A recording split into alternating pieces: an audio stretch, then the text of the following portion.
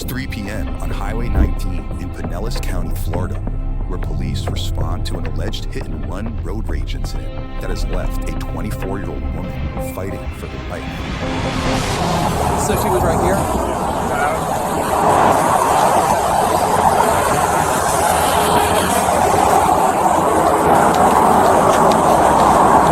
Are you guys okay? You guys okay?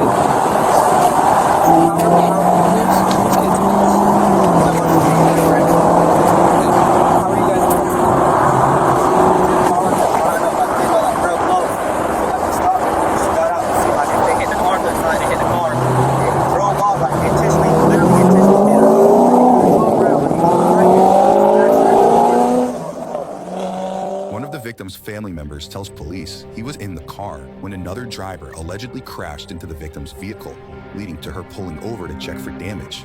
That's when he says the suspect allegedly pulled behind them before accelerating and pinning the victim against her own car, dragging her alongside the vehicle and fleeing the scene. She was stopped on 19 outside of the vehicle because she was outside the car. Allegedly, she was outside the vehicle and this car just came up and broke her down.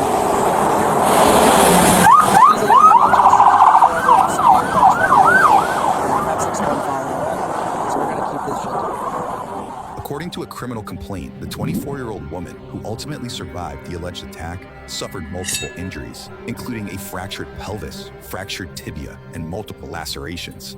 Furthermore, the victim allegedly told police that the dangerous driver had smiled at her before hitting the gas. Next, other officers meet up with more witnesses who called to report what they had seen. As I was driving, so I got you. I mean, all I saw, like I said, when he accelerated to the driver's side, he spun her, didn't even hit her, but you could see kind of crushed her. I saw her spit. I mean, she was on the shoulder.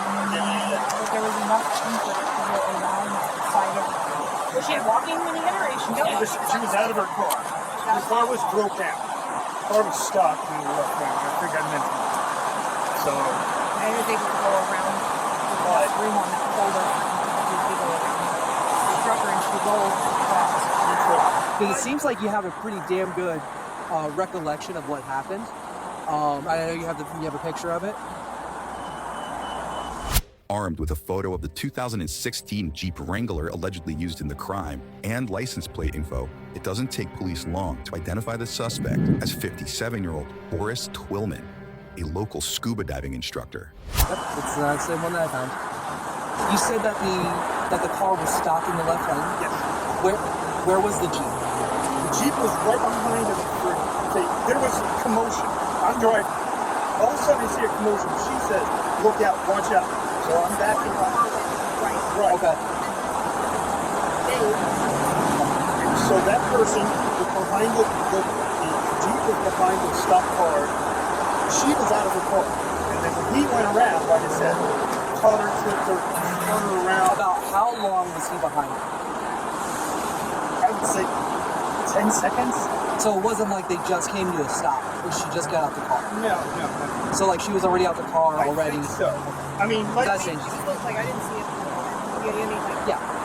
It happened so fast. I wish I had a better memory. No, you're fine. You have a great memory compared to a lot of. Next, multiple law enforcement agencies gather in Boris's neighborhood, looking for the suspect. There's a shed open in the back for a moment. Northeast corner. Okay. So what's your guys? Are you guys getting warrant for this guy? Or So we have PC right now, at least for the RO for the scene. Okay. At the very, very, very least. But it's looking like possible. Probably could have. Like, according to what the witness is saying, You guys we're are pretty sure. confident that 100%. We're not 100%, but we're definitely more than 70. That makes So sense. it's misdemeanor hit and run? No, I mean, she's. You headed here right now? Yeah. Right now he's gonna go for the leaving and the hotel park. I thought you guys were doing it to the house. It's rated on the Okay, yeah, on the witness statement's allowed. Yeah, I've we noticed witnesses saying that he purposely went after him. He can drop it. I mean, he's an extreme RPO, so we're not going to be like this. No. Whose car is that? Bo's car. He's at work. He's been at work all day. He has my car. He's having problems with my car. What's going on, guys? Who's Bo? Well, Boris Twillman, Bo. Okay.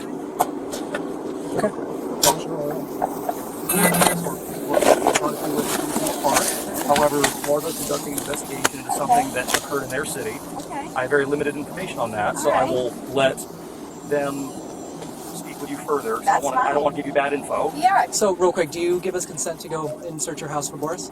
Yeah, you can come and look Okay. for him. He's not there. And who's inside the residence? My best friend and my son's in there. That's you? And your son's in there? Yes. Okay. Do you want to get your son out before we go in there?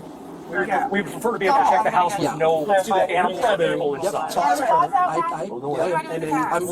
The cats are fine. We just want to no yeah. people are in the house. We're just gonna clear it, just double check. Bo's been at work all day, so nothing happened with him today. And I have his attorney's phone number if he doesn't call his attorney. That's fine. All right.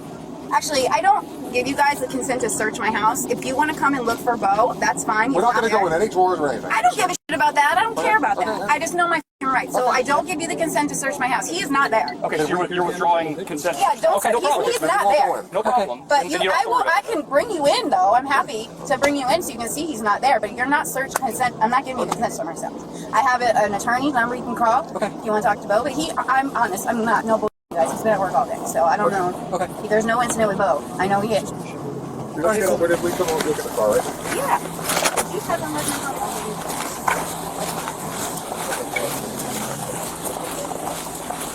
It's a vehicle. Here, police spot what they believe to be the same vehicle involved in the incident as they continue to look for their suspect. So,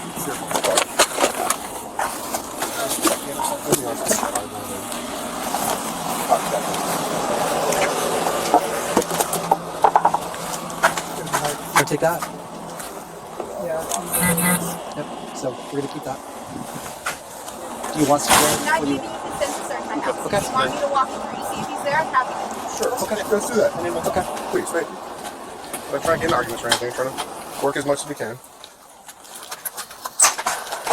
Police confirmed Boris's absence from the home and later determined that he had left the residence in his girlfriend's car prior to the officer's arrival, according to the criminal complaint. So just let you know, ma'am. Yep. So this vehicle is identified as a vehicle involved in a pretty serious crime. So I'm going to be taking possession of this. Yep. So Is he a fishing charter or like a patrol? Well, they do both. He's been on the water all day, so I don't know how they were doing it. His vehicle is. So that's the only. Yes. Mark up on that.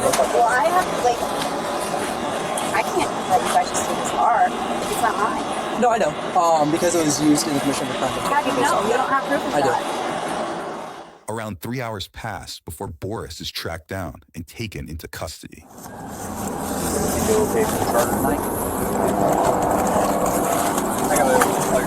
find the keys on the center? Yes, sir, they're in the Jeep Wrangler. It's not my vehicle, it's my girlfriend's vehicle. If we can avoid towing it, so she doesn't have to go get out in town, she doesn't have to do it.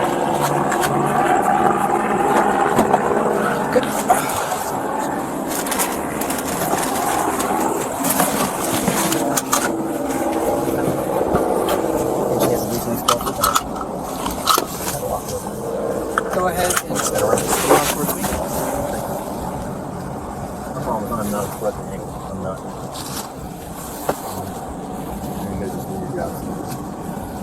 Hey. Yeah, this should be fair. Just step out real quick. Yes, sir. This space. Right there. Okay. This is gonna be a lot more comfortable. Let me just grab this. There we go. Take a seat for me. Go for it. Could you be a favor? Can you find out who's their Clearwater spouse? Moments later, Boris is escorted to an interview room where he waits for detectives. Yeah, if you want to just take the cuffs off him. And then, sir, when he gets those off, you just have a seat right here. Will do. Thank you. Okay. Mr. Beer, just have a seat, please. Thank you.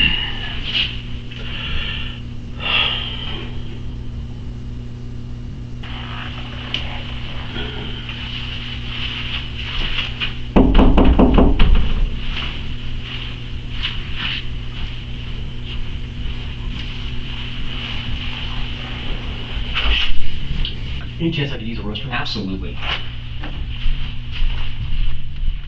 After a quick restroom break, Boris begins speaking with detectives. Did you want or anything like that? No, sir. I was in the middle of a phone call with my attorney when I was arrested. Yeah. There was supposed to be a three-way call between the detective here and my attorney. Okay. I didn't know if there's a chance for me to Yeah. call my attorney in. Yeah, if you want to try to do that, I don't have a problem with that. Yeah. It was in that little bag. Okay. Yeah, I mean, I don't mind. We can come in here and I'll Yeah. come in here with you because I can't just give you your phone. No, to touch it, 100%, You know, use 100%. that kind of stuff. Absolutely. So give me one quick second and let me keep going over. Sure. Public records show that this isn't exactly Boris's first run-in with the law. The 57-year-old was reportedly out on bail for felony aggravated battery of a person 69 years or older, and aggravated assault stemming from an incident just 4 months prior. Next, detectives sit down with Boris and allow him to call his lawyer as requested. It's Boris, right? Boris. But you go by Bob. You're correct. This is Roger Bueller. Please leave me a short message and I will get back with you. Thank you. Roger, this is Bo Twillman. I've been arrested. You and I were on the phone when I was arrested this evening. I am at the Largo Police Department, and I'd like for you to return my call as soon as possible.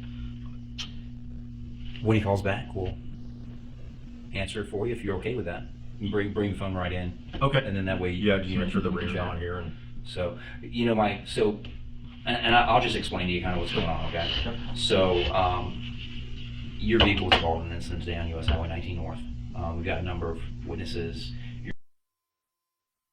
I know that you had talked to Sergeant Fernandez earlier this evening on the phone. It's obviously a reported line with it being the police department. You arrived home, you showered, ate, whatever, and then you took your girlfriend's car back up so you could do your other charter. right.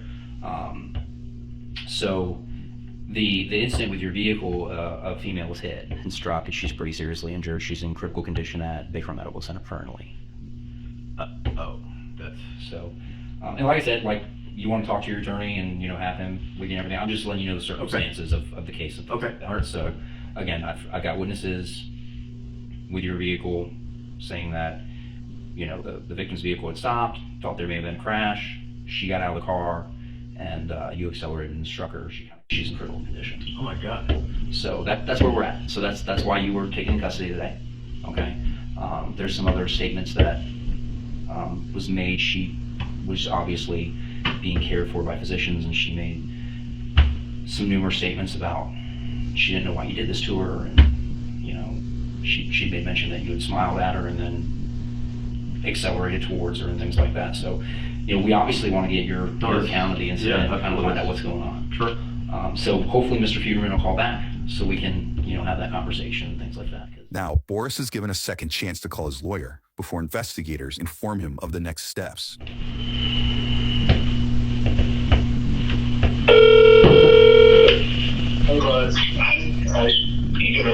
Hey Roger, this is Bo Twillman. I am at the Largo Police Department with Detective Hunt and Detective Bowen, and we're on speakerphone. Hey, detectives. What's Mr. Twillman arrested for? So we've got probable cause right now for attempted murder on the victim that got struck by his car. Okay. So, have you questioned him in any way? We have not. In fact, when we made contact with him, he said that he wanted to speak to us, but wanted to have his attorney present. And obviously, we want to afford him every opportunity for that, which is why we were allowing him to make a phone call with you. The only thing that I got from him was his basic information, name, date of birth, telephone number, address, that sort of thing. Okay. Well, I appreciate your professionalism, detectives, and I appreciate you calling me. And obviously, at this point, he's going to invoke his rights, and maybe down the road we'll make a statement to you. But based on what I know, it's my advice been just to invoke his rights. So I appreciate you calling me, and I appreciate the professional courtesy. Not a problem, sir. And obviously you're aware of this. We would love to get his side of the story. Maybe there's information that, you know, would be beneficial. So if you guys do change your mind and you would like to make a statement and go on the record, I will make sure that I provide him with my business card, and if you would like, I would be happy to give you my information out on the phone. Yes, that's great. Once I see the PC affidavit, he bonds out, and I have an in-person discussion with him. That may be a real possibility. Okay. But at this point, No, that's fine. I'm obviously not going to speak with him. Boris listens to the lawyer's advice, ending the interview. But detectives still have more to say before he's whisked away to jail. Your attorney obviously doesn't want to speak to you. That's fine. That's completely your right. I will be in the other room, just taking care of some other things, and we'll wait for the van to come. They'll pick you up. They'll take you down to county. I'll verify. I'm 99% sure that the vehicle went to Joe's Sewing, but I will make sure that is taken care of. And your girlfriend will have to come down here to get the release form and things like that. Okay? I'll be right back with you. You can use the bathroom again. Do you want a drink of water? No, but could I ask one more favor? Sure. Home? So, you know, I just left work and they're expecting me tomorrow morning at 5 a.m. Yep. Came back to kind of find out what was going on. Okay. I did not tell her anything, but I indicated to her that you probably won't be there at 5. That way she can get another crew member to assist. And you've been cooperative. You know, I don't want to badmouth anybody. You know, we all make mistakes or whatever. So I didn't put your business out there or what had happened. I want to talk through this and tell you my side of it and what happened. I'm horrified that this woman is hurt. I should have my attorney here. That's your decision. So if you change your mind or whatever, just give me a shout.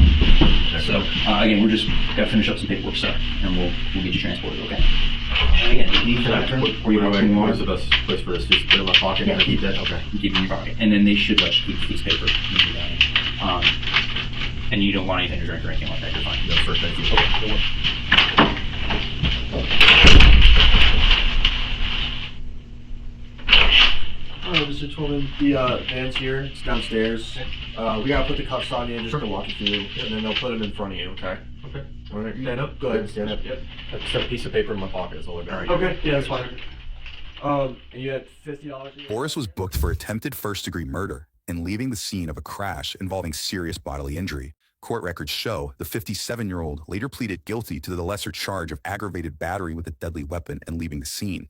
He was sentenced to 8 years behind bars, followed by 5 years of probation. Subscribe now for easier access to the latest from Law and Crime Bodycam